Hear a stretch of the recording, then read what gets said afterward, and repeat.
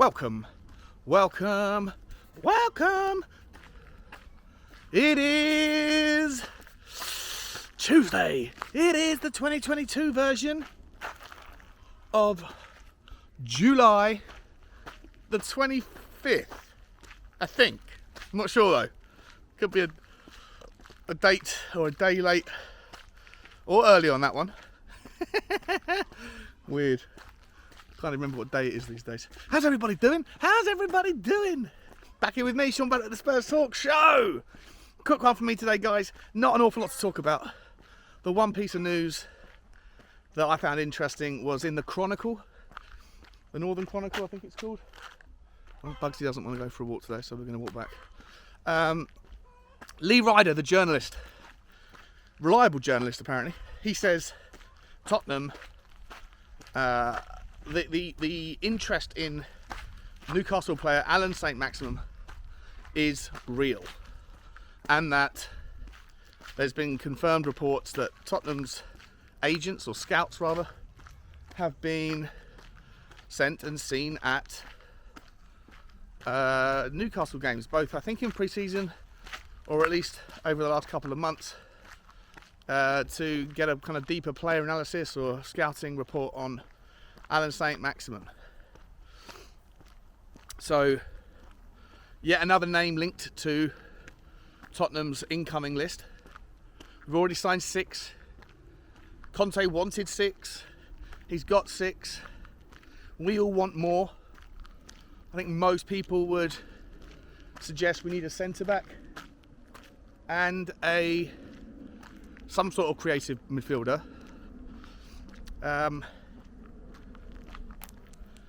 And, you know, Allan Maximin is a very interesting player.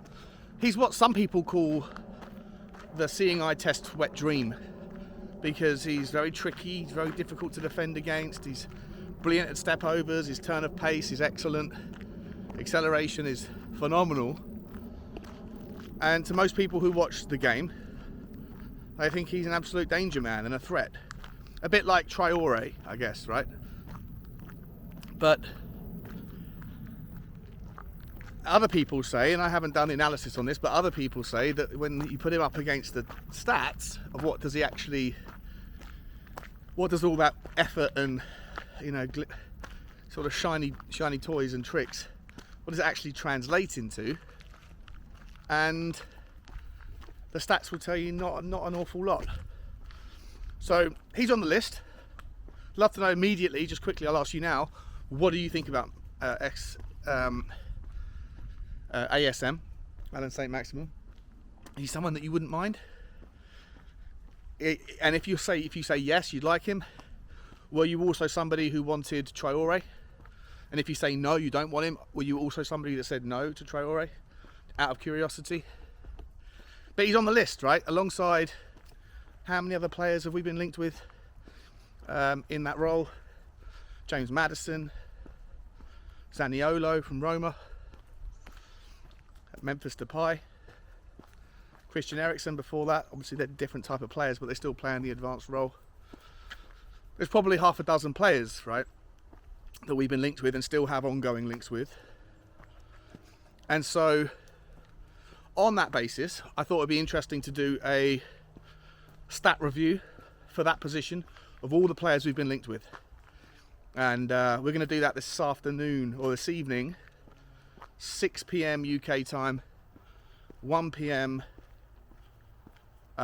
Eastern time. Will Stewart's going to come back on, and hopefully I'll get my usual crew, Groovy Groove as well. Haven't asked him yet, but hopefully he'll be okay with that if he's feeling better. And we'll go and figure out what do the stats say and whether or not there's a certain player that stands out, context included, as the ideal candidate. So look out for that. It's not confirmed yet. I think it's pretty much confirmed, but you'll see it in the upcoming streams list very shortly. So that's the only news, right? We're going to add Allan Maximin in. We're going to look at him, compare him to the other guys, compare him to really what we need, and then figure out which one of those guys would be the best value for money or the best option. We'll see what happens. The only other news, well, there's not really any other news, but obviously it's just confirmed, again, increasing confirmed reports looking at the centre-back role. Ben Davies just signed a new 2-year extension on his deal. Congratulations to him. I think Sessegnon is next on the list to get extended.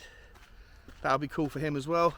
Although I'm not like that massive a Sess fan anymore. And Tanganga, increasingly looks like the deal is progressing with AC Milan or someone in Italy.